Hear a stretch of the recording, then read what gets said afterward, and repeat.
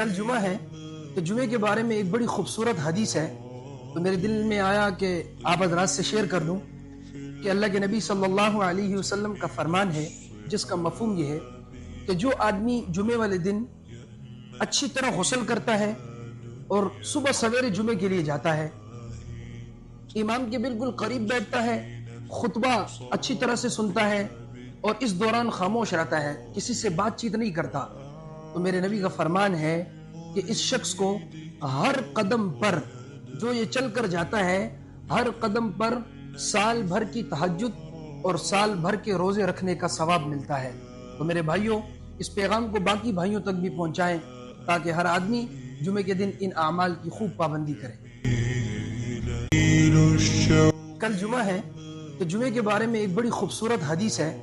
تو میرے دل میں آیا کہ آپ حضرات سے شیئر کر دوں